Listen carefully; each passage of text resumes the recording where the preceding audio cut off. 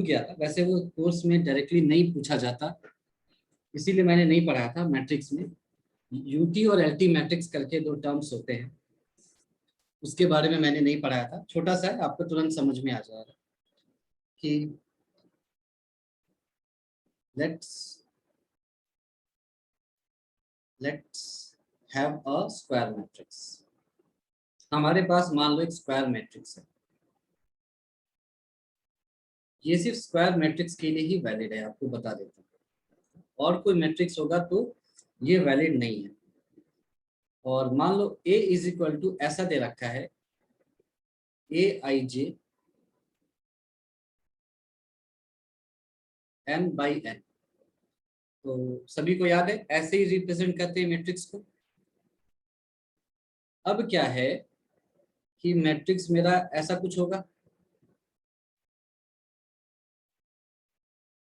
यहां पर क्या आएगा, पहला टर्म क्या आएगा, ए one. A11 very good, A11। अच्छा, फिर डायगोनल एलिमेंट्स बोलते जाओ, A22 A33 A33 और लास्ट में, सबसे लास्ट में क्या आएगा, ANN ANN। चलो यहां तक कोई दिक्कत है? नो अब मान लो, है ना, ये सिंपल है ना, कोई दिक्कत नहीं होगी। अब यहाँ पर दो कंडीशंस कई बार होते हैं, दे दिए जाते हैं। मान लो आपसे कहा गया कि a i j is equal to 0, कब, when i is greater than j. मान लो ऐसा आपसे कहा गया, तो आपको ये दिख रहा है कि ये जो है इधर आपके रो हैं, और ऊपर से जो देखेंगे आप तो आपको कॉलम्स दिखाई देंगे। तो आपको डायगोनल्स दिख गए, डायगोनल के अलाउंग रो और कॉलम बराबर होंगे, यानी कि इसको आप ए आई आई इज इक्वल टू ए जे जे लिखो, कुछ भी लिख सकते हैं। ये क्या है, आपका डायगोनल है। तो आप मुझे ये बता दो कि जो रो की संख्या है, जो रो का नंबर होगा ना, आई रो के लिए है, जे कॉलम के लिए है, तो डायगोनल के ऊपर रो कॉलम से बड़ा होता है या डायगोनल के नीचे रो कॉलम से बड़ा होता है? नीचे। ठीक है, ये समझ में आ गया। जैसे मान लो मैं इसकी बात करूं, तो ये क्या हो जाएगा, AN1। तो दिखा, रो जो है वो कॉलम से बड़ा है। तो इसका मतलब क्या हुआ, इसको मैं बिल्कुल कहते हैं ना, खुल के एक एक बात लिख ही देता हूं ताकि आपको कंफ्यूजन ना हो। Below diagonal, below diagonal I is greater than J, and above diagonal I is less than J। Agree कर रहे हैं सभी कि डायगोनल के ऊपर आप चले जाओगे ना, तो कॉलम की वैल्यू जो होती है वो रो से ज्यादा हो जाएगी। फॉर एग्जांपल आप यहाँ पर आ जाओ, तो nth कॉलम है और पहला रो है, तो कॉलम बड़ा है, रो छोटा है। तो अगर आपको ऐसा कुछ दे दिया जाए कि a i j is equal to 0 and i is greater than j, तो कौन से एलिमेंट 0 होंगे, ये बता सकते हो? नीचे। यहाँ के सारे एलिमेंट्स 0 हो रहे हैं, यहाँ के सारे एलिमेंट्स 0 हो जाएंगे। ये समझ में आया सभी को? ऐसे कितने होंगे ये पता नहीं, वो हमको कैलकुलेट करना पड़ेगा, निकाल सकते हैं वो भी बहुत आसानी से, पर वो आपके सिलेबस में है नहीं तो नहीं पढ़ाया जा रहा है।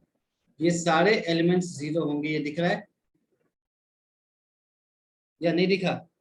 बताओ भाई जल्दी से, ये दिख रहा है? ये सब दिख रहा है। तो इसका मतलब जो मैट्रिक्स बनेगा वो डायगोनल के ऊपर वाले एलिमेंट्स की वजह से बनेगा, क्योंकि डायगोनल के नीचे तो सब कुछ 0 हो गया। अगर मैं आपको बोल दूं कि आपके पास एक मैट्रिक्स है जिसमें सब कुछ 0 है, तो क्या करोगे, उसका कोई मतलब ही नहीं है। तो जो भी एलिमेंट, यानी कि जो भी आपका मैट्रिक्स बनेगा वो क्या बनेगा, डायगोनल के ऊपर वाले एलिमेंट्स की वजह से बनेगा। दिख रहा है, यहाँ पर जो एलिमेंट्स होंगे जो नॉन 0, उनकी वजह से बनेगा। और इनका शेप आपको कैसा दिख रहा है, ये एक ट्रायंगल जैसा दिख रहा है, नीचे भी और ऊपर भी। तो इसको हम बोलते हैं अपर ट्रायंगुलर मैट्रिक्स, या शॉर्ट फॉर्म में इसको यूटी मैट्रिक्स भी कहते हैं। ठीक है, समझ में आ गया क्यों ट्रायंगुलर बोला? क्योंकि जो ऊपर में डायगोनल के ऊपर में जो मैट्रिक्स बना एक ट्रायंगल के शेप में बना, इसीलिए इसको अपर ट्रायंगुलर मैट्रिक्स बोल दिया। अब मान लो आप कि फिर से आपने एक मैट्रिक्स बनाया ऐसे,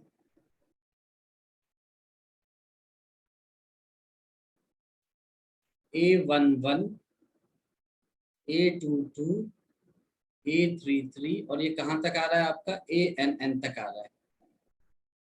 ऐसे आपसे बोला गया कि AIJ इक्वल टू 0 कब? जब आपका I जो है वो J से छोटा हो जाए। अब कौन से एलिमेंट्स 0 आपको दिख रहे हैं? ऊपर वाली। ऊपर वाले। बिल्कुल, यानी कि डायगोनल के ऊपर जितने भी एलिमेंट्स हैं वो सारे के सारे आपको 0 हो जाएंगे। यानी इस ट्रायंगल की तरह जो भी इसमें एलिमेंट्स आए वो सारे के सारे 0 हो गए।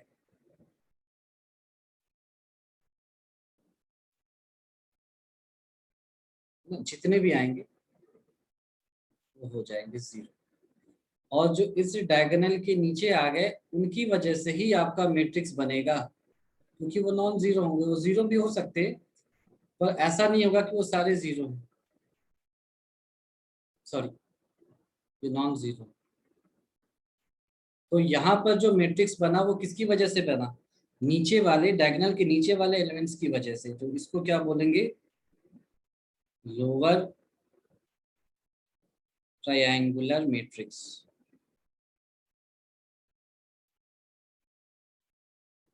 तो इसको हम बोलते हैं एलटी मैट्रिक्स। ठीक है, तो मेरे ख्याल से आपको समझ में आ गया होगा अच्छे से कि एलटी मैट्रिक्स यूटी मैट्रिक्स किसको कहते हैं। और अगर आपको स्क्वायर मैट्रिक्स दे दिया जाए किसी भी ऑर्डर का n/n और आपसे इस तरह के कंडीशन पूछ लिए जाएं कि AIJ 0 है ना, I ग्रेटर देन J या फिर I लेस देन J, तो क्या बनेगा, कैसा मैट्रिक्स बनेगा, बना करके बताओ। तो आप इसका नाम बता सकते हैं और इसका शेप भी बना सकते हैं मेरे ख्याल से। तो ये क्लियर है सभी को? सर हाँ बोलो। सर नेटवर्क इशू की वजह से सर अभी ज्वाइन हुआ सर। ठीक है, तो मैं ऐसे ही यूटी और एलटी मैट्रिक्स बता रहा था, ऐसे ही पहले की चीज है। इस वीडियो को आप देख लेना, है ना। और अभी हम डिटर्मिनेंट्स अभी पढ़ेंगे, अभी स्टार्ट नहीं किया है। तो चलो, ये जो पढ़ाया वो ओके समझ सर। में आ गया? इसको देखना जरूर, ये इंपॉर्टेंट है ना। इसको देखना।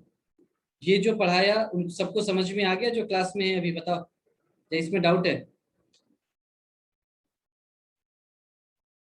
क्लियर है सर।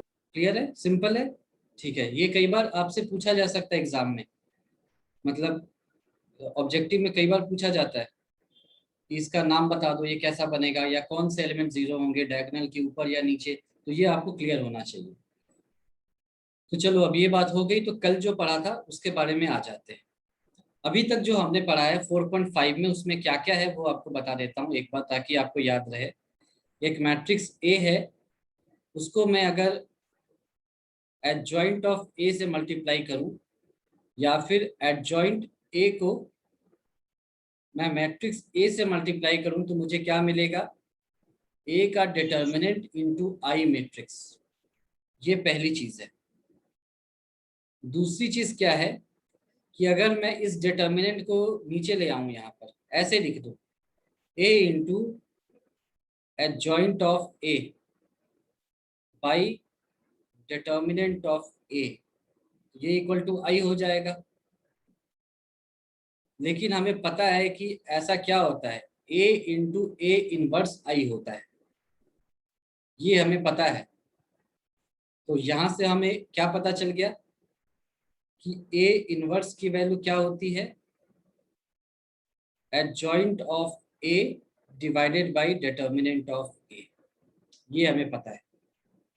ठीक है, और तीसरी बात क्या पढ़ी थी कल हमने कि अगर मुझे एडजॉइंट ऑफ ए दे दिया जाए और इसका डिटर्मिनेंट निकालने के लिए कहा जाए तो ये क्या हो जाएगा, determinant of A matrix to the power n-1 where n is order of n। ये बहुत ही सिंपल एक्सरसाइज है और इसके बाद वाला तो और भी ज्यादा सिंपल है, पर इसी पर बेस्ड हैं दोनों 4.5 एंड 4.6, जिसमें कंसिस्टेंसी वगैरह आपसे पूछा जाएगा, ऑब्जेक्टिव में भी आएगा, वो एडजॉइंट के बारे में पूछा जाएगा, वो इस चैप्टर में है। तो इन्हीं तीनों चीजों पर सारी की सारी कहानी आधारित है। तो ये आपको पता है, और जिसको नहीं याद है वो हम क्वेश्चंस करेंगे तो याद आता चला जाएगा। तो हम अब क्वेश्चंस करते हैं, है ना, 2-3 क्वेश्चंस करेंगे, ज्यादा नहीं, इसमें टाइम अपना लगाएंगे। आपको टाइप्स ऑफ क्वेश्चंस मैं सारे करा दूंगा ताकि आप एग्जाम में या इन जनरल बोर्ड एग्जाम के लिए भी सारे तरह के क्वेश्चंस कर पाओ। तो अगर मान लो ऐसा है कि if A is equal to, आपको एक मैट्रिक्स दिया गया 1 3 3, ये फिर 1 4 3 और फिर 1 3 4 ऐसा दिया गया, then verify that A into adjoint of A is equal to determinant of A into I। आगे कह रहा है also find A inverse। अच्छा, एक बात और कि यहां से कंडीशन भी हम निकालते हैं कि ए इनवर्स कब एग्जिस्ट नहीं करेगा, या कौन से ऐसे मैट्रिक्स होंगे जिनका ए इनवर्स एग्जिस्ट नहीं करेगा। तो डिटर्मिनेंट ऑफ ए जब 0 नहीं होगा तभी ए इनवर्स एग्जिस्ट करेगा। तो ये आपसे मान लो किसी ने पूछ लिया कि आपके पास एक मैट्रिक्स ए है, तो क्या कंडीशन है कि उसका इनवर्स एग्जिस्ट करे, और 3-4 ऑप्शन दे दिए। तो ऑप्शन का आंसर क्या होगा कि determinant of A should not be equal to 0, और इसको लैंग्वेज में क्या बोलते हैं, non singular matrix. A should be a non singular matrix. ठीक है, ये छोटी छोटी बातें जो आपसे एमसीक्यू में पूछे जा सकते हैं, तो आपको याद रखना होगा कि किसी भी मैट्रिक्स का इन्वर्स कब एग्जिस्ट करेगा, जब वो मैट्रिक्स क्या हो, नॉन सिंगुलर मैट्रिक्स हो, यानी कि उसका जो डिटर्मिनेंट का वैल्यू है वो 0 नहीं होना चाहिए। क्यों? अगर वो 0 होगा तो आप देख सकते हो इसका कोई मीनिंग ही नहीं रह जाएगा। Adjoint A divided by 0 has no meaning. ठीक है, तो वापस से अपने क्वेश्चन पे आते हैं। तो यहाँ पर ये आपसे कहा गया, तो मुझे जल्दी से कोई एडजॉइंट ए बता सकता है क्या? ट्रांसपोज के फॉर्म में बता दो, कोई दिक्कत नहीं है मुझे।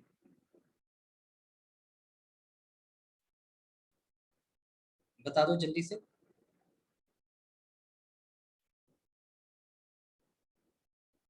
9 एलिमेंट्स होंगे, जल्दी से बताओ, या मैं कर दूं जल्दी से, 7। ये बताओ। वेरी गुड, पहला एलिमेंट है 7। ठीक है, यहाँ वाला माइनस साइन के साथ आएगा, याद रखना बस। 1 -1, वेरी गुड, मैंने कहा क्या था, माइनस के साथ आएगा, -1।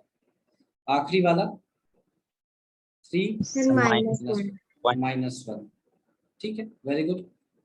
इसके बाद माइनस साइन के साथ, ये शुरू माइनस के साथ होगा, बीच वाला हमेशा उल्टा चलता है। अब बता दो। माइनस कितना बोला तुमने?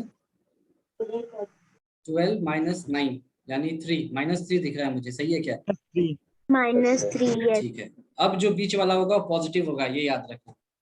इसको हटाया, सर 1 इसको हटाया, 4 -3 1, वेरी गुड। लास्ट वाला फिर से नेगेटिव साइन के साथ आ जाएगा, तो कैलकुलेट करो। 0 हो जाए। 3 -3 0, वेरी गुड, कोई दिक्कत ही नहीं है। अब बताओ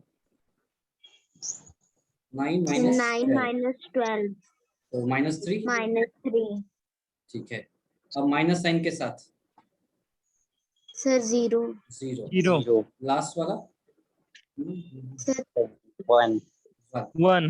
ठीक है, तो जो मुश्किल काम था वो हमने कर लिया, यही सबसे मुश्किल काम था, वो कर लिया। अब निकाल लो 7 -1 -1 ये आ गया, फिर -3 +1 0 -3 0 1 मुझे मिल चुका है adjoint of A.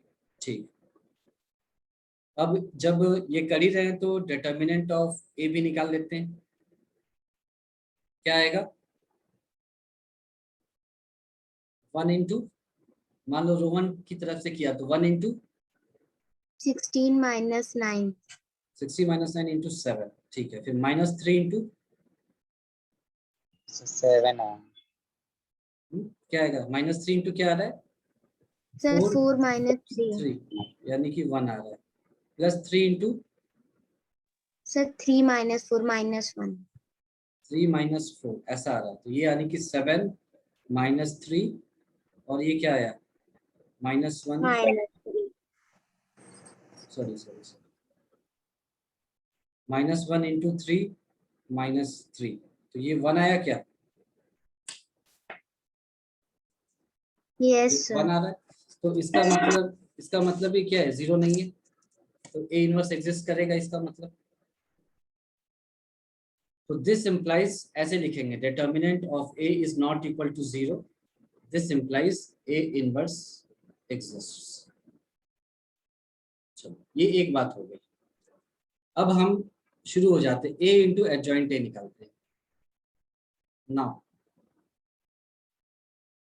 A into adjoint of a, तो इसको मैं लिख देता हूँ यहाँ पर, अलग कलर से लिख देता हूँ। मान ये क्या है 1 3 3 1 4 3 1 3 4 इंटू एडजॉइंट ए क्या है 7 -3 -3 -1 1 0 -1 -1 0 0 1 1।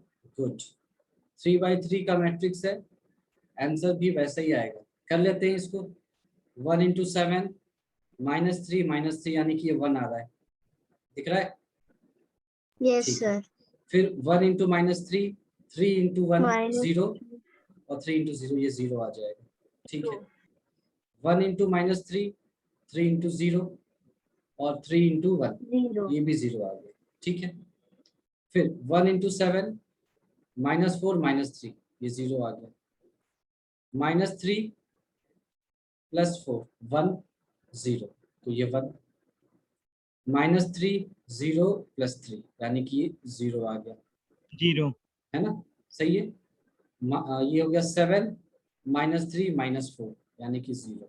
0 ठीक है, और ये हो गया आपका -1 फिर 3, एक मिनट क्या करूँ, ये -3 +3 और 4 इंटू 0 तो ये भी 0 आ जाएगा। फिर दिस इंटू लास्ट कॉलम -3 और 3 इंटू 0 0 और 4 इंटू 1 तो 1 किया। 1 ये ऐसा आ गया। ठीक है, ये ऑर्डर 3 का आइडेंटिटी मैट्रिक्स है, दिख रहा है। और आपको ये भी पता है कि डिटर्मिनेंट ऑफ ए क्या आया था 1, तो इसको ऐसे लिख सकते हैं, सही है ये, क्योंकि 1 को i से मल्टीप्लाई करेंगे कोई फर्क नहीं पड़ेगा, है ना। ठीक है, अब निकालना था हमें ए इनवर्स। तो ए इनवर्स क्या होता है, फॉर्मूला याद है, बता दो जल्दी से। ए इनवर्स की वैल्यू क्या होगी, sir adjoint a upon determinant a, determinant a बस बस डिटर्मिनेंट ए 1 है तो कोई टेंशन ही नहीं है। तो इसका आंसर हो जाएगा 7 -3 -3 -1 1 0 और -1 0 1, 1 0 1 है ना आंसर। अब बताओ इसमें कोई कंफ्यूजन है किसी को। यहाँ से हमने ए से मॉड्यूलस निकालना No, सीख sir. लिया, है ना, एडजॉइंट निकालना सीख लिया, ए इनवर्स निकालना सीख लिया। सिर्फ इसी सब में सारा का सारा चैप्टर ये घूमता रहेगा, है ना। तो जिसको याद नहीं है उसको डाउन द लाइन याद होता चला जाएगा जैसे जैसे हम क्वेश्चंस करेंगे। क्वेश्चन 2 ले लिया एक, ये कह रहा है कि if a is equal to 2 3 1 -4, a आपको एक मैट्रिक्स दे दिया and b is equal to 1 -2 -1 3 ऐसा दे दिया, देन verify that AB का whole inverse is equal to B inverse into A inverse. अच्छा, किसी को याद है कि ये किस तरह के फॉर्मूले से मिलता जुलता है? ये AB का whole inverse B inverse into A inverse is equal to D transpose into A exactly transpose. Exactly. तो जिसको याद नहीं है उसको मैं बता दूं कि ट्रांसपोज और इनवर्स का फॉर्मूला एक जैसे ही चलता है ना। तो अगर आपको ट्रांसपोज याद है तो इनवर्स भी उसी तरह से काम करेगा, अगर आप फॉर्मूला भूल जाओ उसी तरह से काम करेगा ट्रांसपोज और इनवर्स का। चलो अब इस क्वेश्चन में आ जाते हैं। इसमें सबसे मुश्किल है ए बी को कैलकुलेट करना, मतलब मुश्किल इन द सेंस इस क्वेश्चन के हिसाब से सबसे मुश्किल है, बाकी चीजें तो बहुत आसान है। तो सबसे पहले देखो, इनवर्स अगर आपसे पूछा जाए तो वेरीफाई करके बताना पड़ता है कि इनवर्स एग्जिस्ट करेगा क्या। तो डिटर्मिनेंट ए निकाला, ये आएगा -8 -3 is equal to -11। This implies determinant A is not equal to 0. This implies A inverse exists. ये एग्जिस्ट करेगा, ठीक है। फिर आपसे B पूछा है, B का इनवर्स, तो ये निकाल लिया, ये हो जाएगा 3 -1 इंटू -2, ये 2 आ जाएगा, तो ये इक्वल टू +1 हो गया, यानी इसकी भी डिटर्मिनेंट वैल्यू 0 नहीं है। This implies B inverse exists. अब वो आपसे ए बी इनवर्स के बारे में पूछ रहा है, तो ए बी पहले निकालोगे तभी तो बी इनवर्स निकालेंगे। तो ए इंटू बी आपको करना होगा, तो उसको कर लिया। ये है 2, ये है 3, ये है 1, ये है -4, ये ए है, और बी की वैल्यू है 1 -2 -1 और 3, ये 3। तो ये 2/2 का एक डिटर्मिनेंट, एक मैट्रिक्स आएगा, दिख रहा है सबको, 2 × 1 2, 3 × -1 -3, तो ये -1 आ गया है। 2 × -2 -4 प्लस 3 × 3 9, तो 9 -4 +5। 1 × 1 1 -1 × -4 माइनस, ये +4 हो जाएगा, 3 भी 5 आ जाएगा, और 1 × -2 -2, और इधर -12, तो -14 -14 है ना। ये मेरा ए बी आ गया। तो हमने क्या कहा था, यही सबसे मुश्किल था इसमें कैलकुलेट करना, बाकी सब तो आसान है। तो ए बी का मॉड आप निकाल लेते हैं, मतलब डिटर्मिनेंट वैल्यू निकाल लीजिए। ये क्या आएगा, -14 × -1 यानी +14 -25, दिस इज इक्वल टू -11।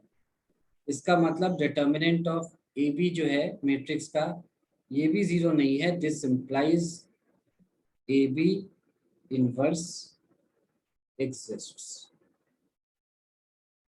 तो हमने अभी तक क्या प्रूफ किया कि ए इनवर्स एग्जिस्ट करेगा, बी इनवर्स एग्जिस्ट करेगा, और ए बी का इनवर्स भी एग्जिस्ट करेगा। हमें प्रूफ लेकिन कुछ और करना था, उसको भी देख लेते हैं क्या करना था। ए बी का whole inverse is equal to B inverse into A inverse.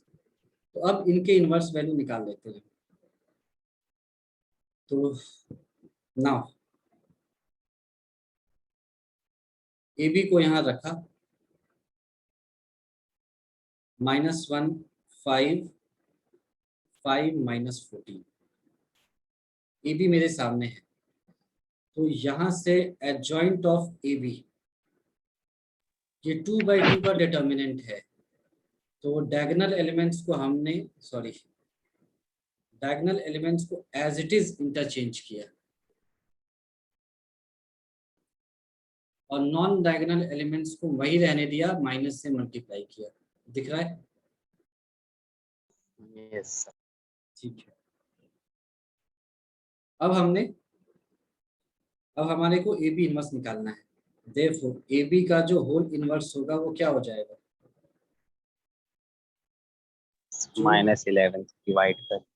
बस आप इसको डिवाइड कर दो इससे, है ना। ध्यान रखना ये डिटर्मिनेंट है, किसी को ये ना लगे कि अच्छा डिटर्मिनेंट की वैल्यू -11 है तो यहाँ पर खुश होकर के वो 11 रख दे, ऐसा नहीं करेंगे, है ना। मॉड जरूर लगा रहे हैं लेकिन ये डिटर्मिनेंट के लिए है, -11 ही रहेगा।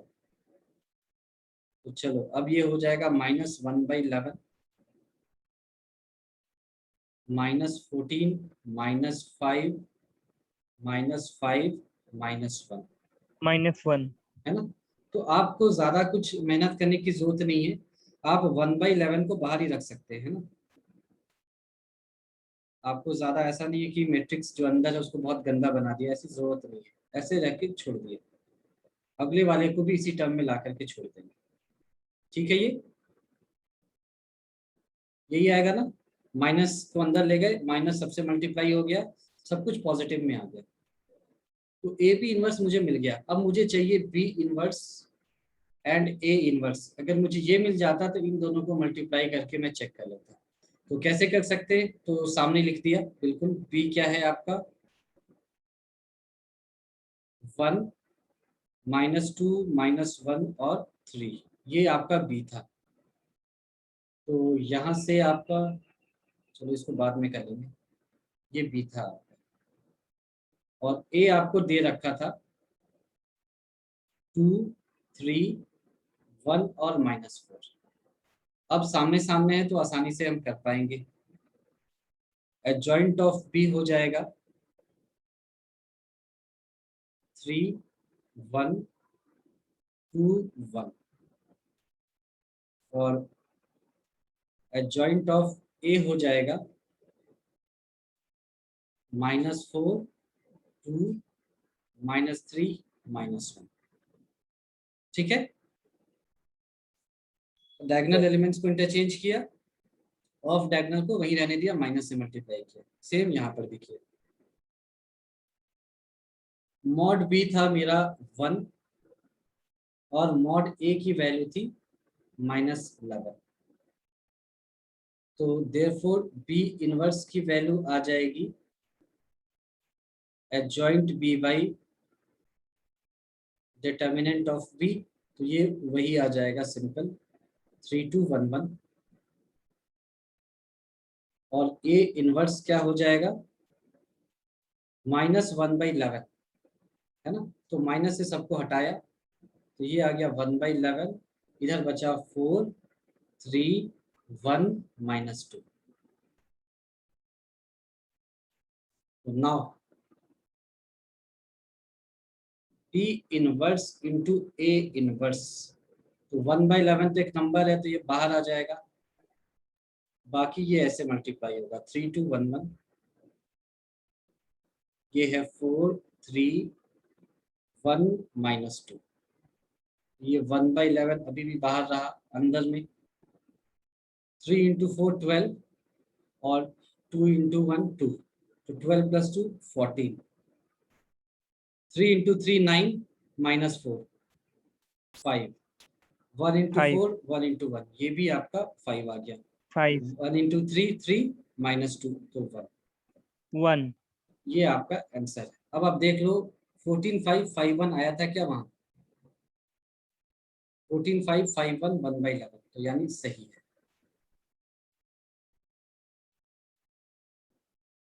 हेंस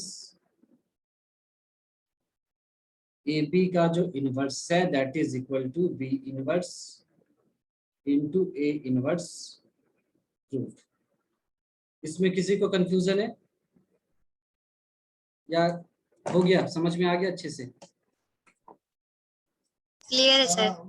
ठीक है, तो इस टाइप के जो क्वेश्चंस होंगे उसमें इससे टफ आपसे नहीं पूछा जाएगा।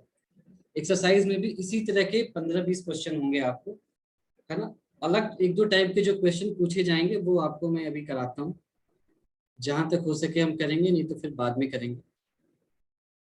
वो क्या कहता है कि शो दैट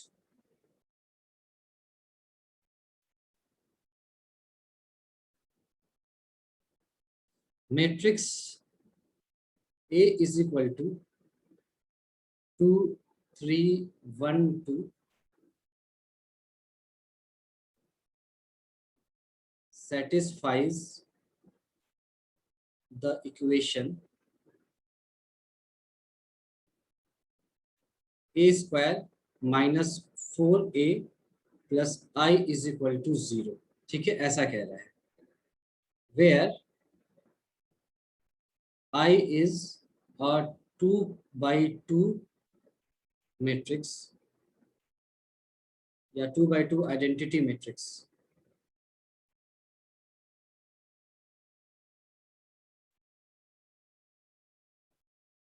ठीक है, और एंड ये 0 का मतलब नल मैट्रिक्स है ना, तो इसको ऐसे लिख दिया and 0 is 2 by 2 zero matrix या नल मैट्रिक्स इसको बोलते हैं। ठीक है, अब कह रहा है, ये ध्यान से देखना, using this equation find A inverse. इस तरह के क्वेश्चन तो बोर्ड एग्जाम में खूब पूछे जाते हैं, है ना, खूब पूछे जाएंगे ऐसे ही। तो ये आसान है, आप देखते जाओ कैसे सॉल्व किया जा रहा है। आपको पहले ये प्रूफ करना है कि ये सही है, तो ए स्क्वायर सबसे पहले निकाल लेंगे, तो क्या आएगा 2 3 1 2 इंटू 2 3 1 2, ये आपको क्या मिल जाएगा 2 इंटू 2 4, 4 प्लस 3 7, 2 इंटू 3 6 और 6, ये 12 हो जाएगा। 12 ठीक है, ये 2 और 2 ये 4 हो जाएगा 4 और फिर ये 7 हो जाएगा, दिख रहा है। Yes sir. ठीक है, अब इसके बाद आसान है। अच्छा 4a को भी लिख ही देते हैं, a आपको दे रखा है, तो 4a क्या हो जाएगा, ये 2 3 1 2 है, तो ये क्या हो जाएगा 8 12 4 और 8। अब आपको वो दे रखा है, now a square minus 4a plus I, इसको सॉल्व करना है और ये नल मैट्रिक्स आना चाहिए। तो हमने कर दिया, ए स्क्वायर को लिख दिया 7 12 4 7 माइनस 4a की जगह लिख दिया 8 12 4 8 प्लस आई हो जाएगा 1 0 0 1।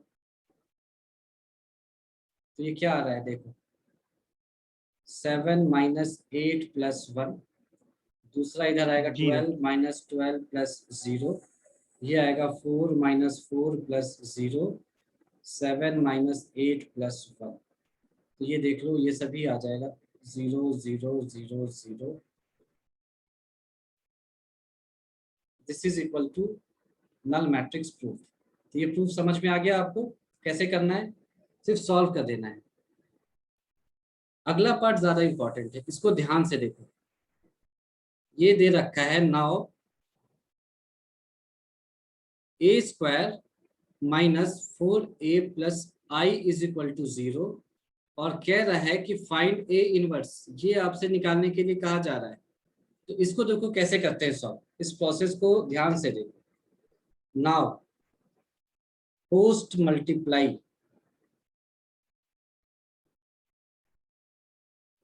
बाय ए इनवर्स, इस तरह के क्वेश्चन में हमेशा ऐसे ही करेंगे, post multiply by A inverse.